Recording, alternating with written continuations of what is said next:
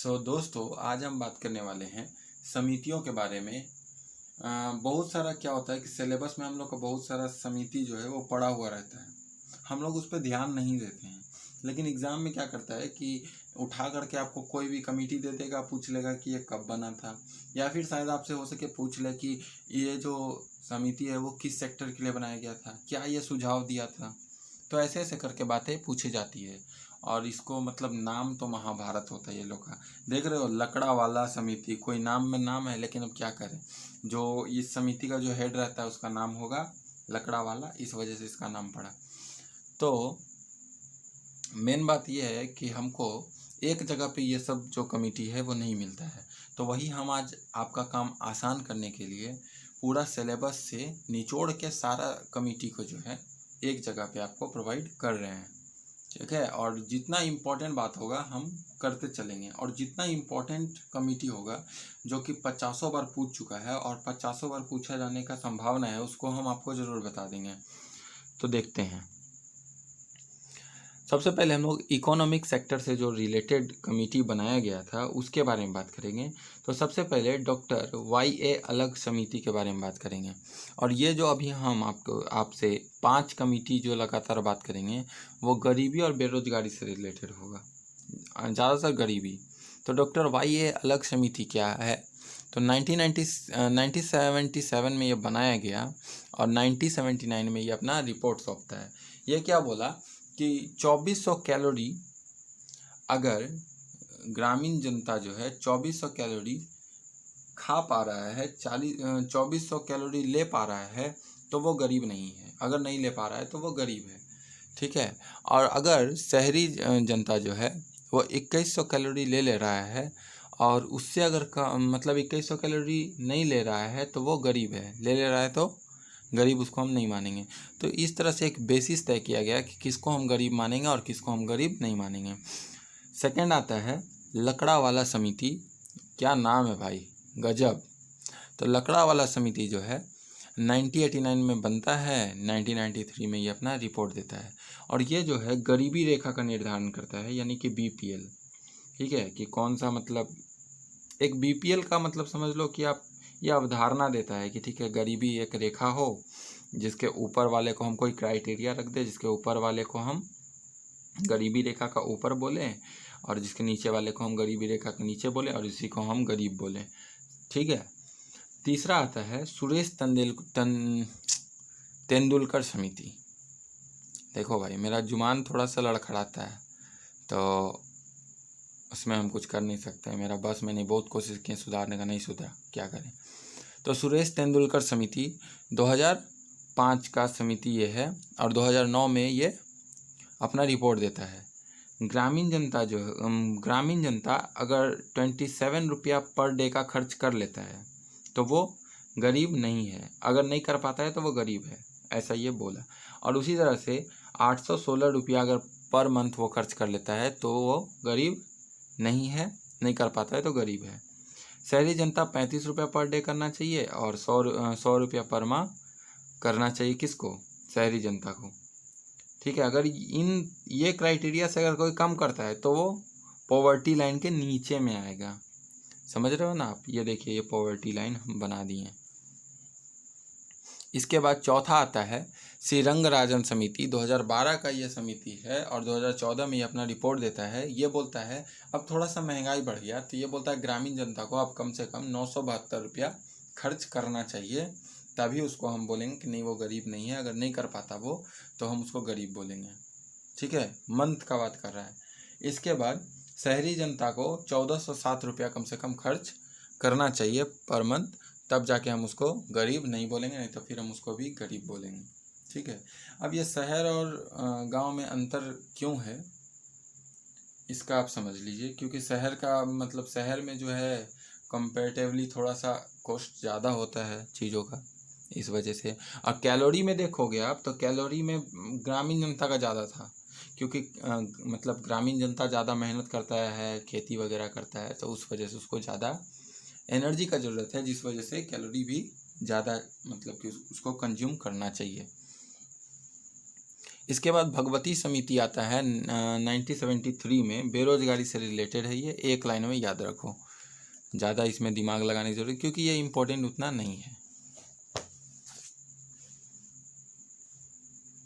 अब देखिए नरसिम्हम समिति एक है, तो नरसिम्हम समिति दो बार ये फॉर्म हुआ था। एक बार 1991 में जो वित्तीय प्रणाली के बारे में था, फाइनेंशियल सिस्टम के बारे में था।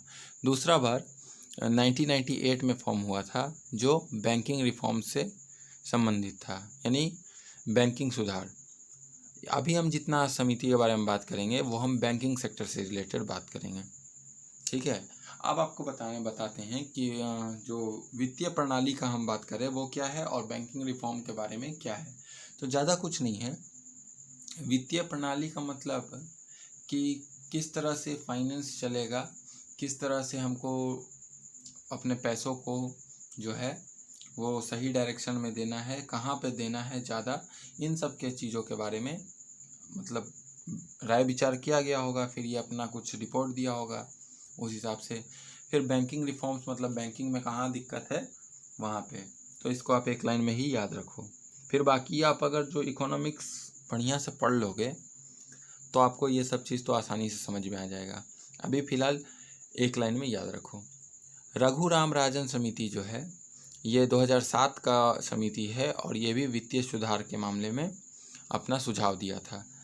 इसको आपको याद रखना है, जो कि उर्जित पटेल समिति है, इसको एकदम याद रखिए, पूछा हुआ क्वेश्चन है, पूछ भी सकता है। उर्जित पटेल समिति 2013 में बना था, जो कि मॉनेटरी पॉलिसी से रिलेटेड है। मॉनेटरी पॉलिसी को अगर आसान शब्दों में मैं बता दूं तो जो आरबीआई है हम लोग का, बैंकर्स बैंक यानी बैंकों का बैंक है आरबीआई, वो क्या करता है कि मार्केट में प्राइस को कंट्रोल करता है, जिसको आप इन्फ्लेशन बोल सकते हो। कि मार्केट में अगर उसके हाथ में है भाई, आरबीआई के हाथ में, अगर आरबीआई चाहे तो 2 मिनट के अंदर बाज़ार में इतना ज़्यादा महंगाई बढ़ा देगा कि आप उसका कल्पना नहीं कर सकते हैं। सिर्फ उसको CSR SLR ये सबको बढ़ाना रहता है, ठीक है। तो इसके बारे में आप अगर बैंकिंग सेक्टर पढ़ोगे बढ़िया से तो SLR CSR SLR के बारे में आएगा आपको। इसके बाद आता है नचिकेत मोड़ समिति, जो 2013 का समिति है, ठीक है। इसमें KYC का बात किया गया है, यानी कि वित्तीय समावेशन। ये मनमोहन सिंह के टाइम में ये आया था। आधार कार्ड वाला जो था ना, जो उदय योजना करके कुछ था क्या, वही था ही। तो KYC जो है मनमोहन सिंह के टाइम में आया है, ठीक है। अच्छा एक बार इंटरेस्टिंग बात बताते हैं आपको। KYC जो है वो मनमोहन सिंह के टाइम में आया है और मोदी जी उस टाइम उनका विरोध किए थे, बोले थे नहीं ये जो है, मतलब मोदी जी को हम स्पेशली नहीं बोलेंगे, लेकिन बीजेपी विरोध किया था। हमको याद है कि बीजेपी इसका विरोध किया था कि नहीं ये तो है प्राइवेसी से खेला हो रहा है, आर्टिकल 21 कहाँ जाएगा, तो ऐसा वैसा बोले थे। लेकिन फिर बाद में बढ़ चढ़ करके बीजेपी ही आधार कार्ड को बहुत ज़्यादा प्रमोट की और सबको बनवाई, ठीक है। तो आपको याद रखना है कि नचिकेत मोड़ समिति जो है 2013 का समिति था, जो KYC यानी कि आधार कार्ड से रिलेटेड ये सुझाव दिया था इसको वित्त। और इसके अलावा जो है जनधन खाता वाला जो था ना, वो भी 2013 का समिति ही सुझाव दिया था। वित्तीय समावेशन यानी कि फाइनेंशियल इंक्लूजन, सारा जनता को क्या करना है, इंक्लूड कर देना है आसान शब्दों में। इसके बाद चक्रवर्ती समिति 1985 में ये आता है, ये भी जो है मॉनेटरी पॉलिसी से रिलेटेड समिति था। फिर नायक समिति 1999 में आता है, जो मर्जर ऑफ बैंक्स यानी जो छोटे छोटे बैंक को मिलाकर एक बैंक बनाना। 90 का दशक में क्या होता, बैंक का भरमार लग गया था। बैंक माने हो गया था बाजार का, जैसे होता है ना राशन वगैरह का दुकान, वैसा बैंक का स्थिति था। तो उन सब को देखते हुए जो है ना बनाया गया कौन सा, वर्मा समिति, मर्जर ऑफ बैंक। ये वाला हम शायद छोड़ दिए ना। विमल जलन समिति इसलिए छोड़ दी क्योंकि ये इंपॉर्टेंट नहीं है, 2018 में आया था। तो आप याद रख सकते हो कि हाँ ठीक है बैंकिंग से रिलेटेड है, लेकिन उतना ज़्यादा कुछ इंपॉर्टेंट नहीं है। मल्होत्रा समिति को आप याद रखो। मल्होत्रा मतलब बीमा, याद रख लो कि मल्होत्रा जो है वो LIC का एजेंट है, ऐसा करके याद रख लो कि मल्होत्रा समिति 1993 में आया था, जो कि बीमा क्षेत्र से रिलेटेड ये समिति अपना सुझाव दिया था। इसके बाद जो आता है विजय कालेकर समिति। देखो दो तरह की चीज़ें होती हैं, एक है विजय कालेकर समिति और एक है काका कालेकर समिति। तो कंफ्यूज नहीं होना है, याद रखना है कि विजय जो है विजय बैंक जाता है, काका बैंक नहीं जाते हैं। काका को मतलब नहीं है, काका अपना पैसा तिजोरी में रखते हैं या फिर अपना चुकड़ी में डालते हैं। विजय बैंक जाता है, वही पैसा डालता है। तो याद रखना कि विजय कालेकर समिति जो है वो बैंकिंग सेक्टर, या फिर आप बोल सकते हो बैंकिंग सेक्टर नहीं बोल सकते हो, आप इकोनॉमिक बोल सकते हो, तो उसमें याद रखना है। अब देखो ये क्या क्या सुझाव दिया, तो ये पीपीपी मॉडल के बारे में सुझाव दिया था और आपका जीएसटी के बारे में सुझाव दिया था। ठीक है, तो पीपीपी मॉडल क्या है और जीएसटी क्या है बता देते हैं। पीपीपी मतलब पब्लिक प्राइवेट पार्टनरशिप, जो पब्लिक का मतलब प्राइवेट पैसा और सरकार का पैसा दोनों को मिला करके कोई अगर इंडस्ट्री बनाया जाता है तो उसको पीपीपी बोलते हैं। और जीएसटी के बारे में भी ये सुझाव दिया था। ठीक है, अब हमको पर्यावरण से रिलेटेड समिति के बारे में देख लेना है। तो दो ही समिति बहुत ज़्यादा इम्पोर्टेंट है जो कि वेस्टर्न घाट के बारे में है। एक है कस्तूरी रंगन समिति जो आपका 2013 का है, और एक है गाडगिल समिति जो कि 2011 का है। ये वेस्टर्न घाट से रिलेटेड है। वेस्टर्न घाट सदर्न इंडिया का वेस्ट पार्ट में एक लंबा सा बोल सकते हो कि माउंटेन है जिसको वेस्टर्न घाट बोलते हैं। वहाँ का बायोडाइवर्सिटी बहुत ज़्यादा है, ऐसा ऐसा जानवर पाया जाता है जो कि अमेजन जंगल में भी नहीं पाया जाता होगा। तो इसी को प्रोटेक्ट करने के लिए ये दोनों समिति बनाया गया था कि कैसे हमको प्रोटेक्ट करना है बायोडाइवर्सिटी को।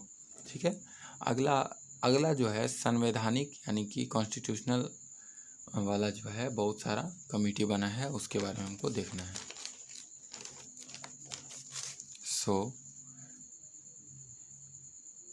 एक नंबर जो कमेटी है मतलब पंचायत से रिलेटेड ये सारे कमेटी अभी हम आपको 4 बताएंगे। तो एक है बलवंत राय मेहता कमेटी। हम पंचायत का वीडियो बना दिए हैं, आप बोलोगे तो आई बटन में मैं दे देता हूँ, उसको आप जाके देख सकते हैं। तो बलवंत राय मेहता समिति 1957 में बना था। ये 3 स्टेज का बात किया था। 3 स्टेज कौन कौन सा? ग्राम पंचायत, ब्लॉक कमेटी और जिला परिषद। इसके अलावा अशोक मेहता समिति 1977 जो कि 2 स्टेज का बात किया था। इसके अलावा थुंगन समिति जो है 1989 फाइनली 3 स्टेज को टिक मार करके और कॉन्स्टिट्यूशनल अमेंडमेंट किया गया था। ये सब तो हम आपको उस वीडियो में बता ही चुके हैं। तो इस हिसाब से तो याद रखना कि पंचायत से रिलेटेड ये समिति है। इसके अलावा LM सिंघवी समिति ये 1986 का है जो कि SC ST को 33% रिजर्वेशन देता है। किस में? पंचायत में। क्लियर हो गया। अब देखते हैं अन्य यानी कि अदर्स कुछ देखते हैं। तो एक है PV राजमन्नार समिति 1969 में बना था और ये केंद्र राज्य संबंधों को कैसे सही रखा जाए उसके बारे में इसने सुझाव दिया था, सेंटर स्टेट रिलेशनशिप। इसके बाद है सरकड़िया आयोग जो कि 1983 में आया था, यह भी केंद्र राज्य संबंधों का बात करता था। फिर है रामनंदम समिति 1993 जो कि OBC में क्रीमी लेयर और नॉन क्रीमी लेयर का कॉन्सेप्ट लाया था। एक काम करते हैं हम, creamy layer non creamy layer ये 3 नंबर को आप थोड़ा देर के लिए रुक जाओ, हम आगे एक कमेटी है उसके बाद ही इसको बताते हैं। फिर एक है BJ खेर समिति 1955 का जो प्रथम आधिकारिक भाषा को के बारे में यह समिति बनाया गया था। मतलब कि आधिकारिक भाषा मतलब आप क्या बोल सकते हो? Official language. तो ऑफिशियल लैंग्वेज हम लोग का क्या है? एक है हिंदी और एक है इंग्लिश। ये दोनों क्या है? ऑफिशियल लैंग्वेज है। अब देखिए कोई हम एक लैंग्वेज को नहीं कर सकते थे, अगर हिंदी कर देते हैं तो साउथ वाले परेशान हो जाते हैं, अगर साउथ कर देते तो हिंदी वाले परेशान हो जाते हैं। या फिर देखिए हम लोग कॉन्स्टिट्यूशन में हम आपको बता चुके हैं पहले कि हम लोग कॉन्स्टिट्यूशन में जो 12th शेड्यूल है उसमें से जो 8 नंबर का शेड्यूल है वो भाषा के बारे में बात करता है, जिसमें 22 भाषा है। ध्यान दीजिएगा कि उस 22 भाषाओं में इंग्लिश कहीं पे भी नहीं है, पर फिर भी हम लोग का जो ऑफिशियल लैंग्वेज है उसमें इंग्लिश का यूज होता है और हिंदी का भी बराबर यूज होता है। ठीक है। इसके बाद जो है काका कालेकर समिति। आपको पीछे बताए ना, विजय कालेकर समिति था, ये काका कालेकर समिति है, ठीक है। ये 1953 में आता है, प्रथम पिछड़ा वर्ग आयोग का ये बात करता है, यानी कि ओबीसी का बात करता है।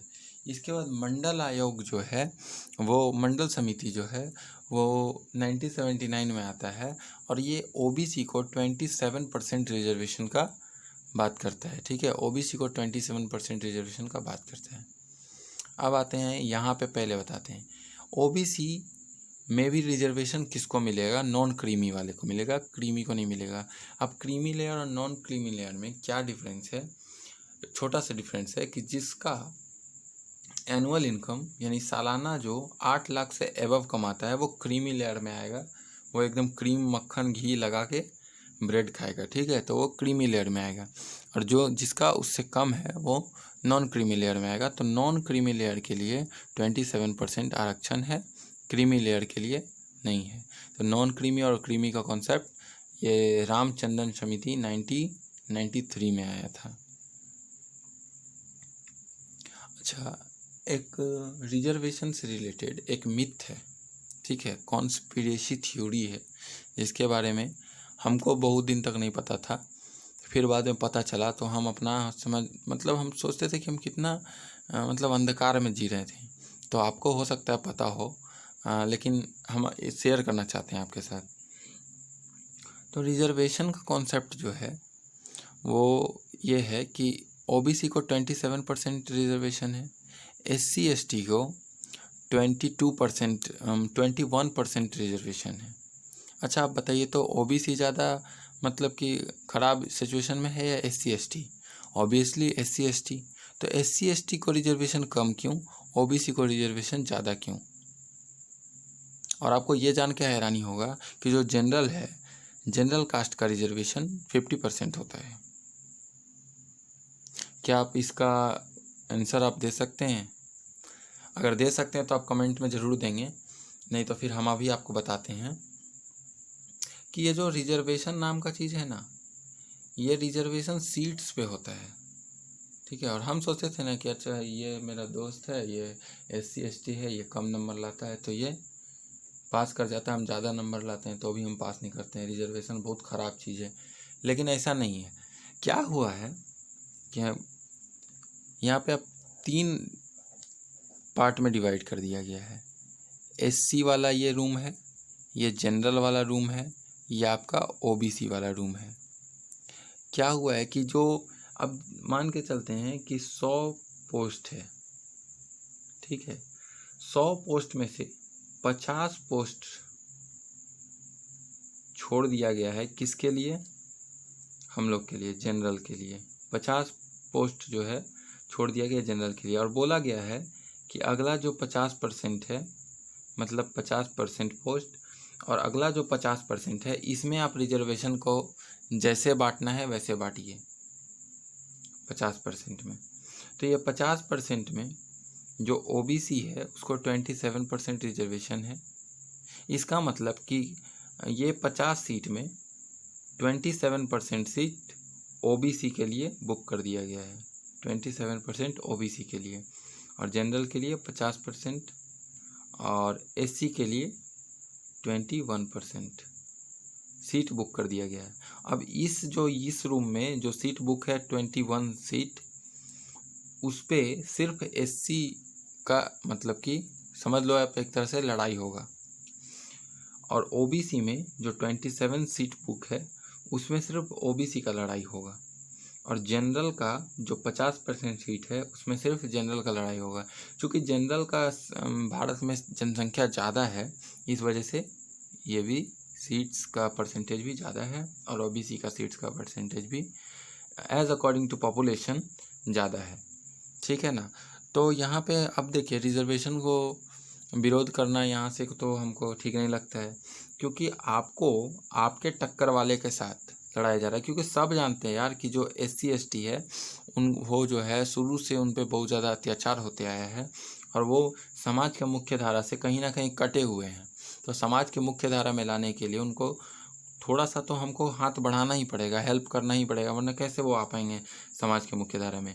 हाँ, अगर रिजर्वेशन में कुछ सुधार ही करना है तो हम लोग कुछ ऐसा टेक्निक लगाएं, ऐसा पहचान लगाएं कि हम लोग ये देख पाएँ कि कौन जो व्यक्ति है वो अब जो है गरीबी से निकल गया है, उसको रिजर्वेशन आप रोक दीजिए, ठीक है।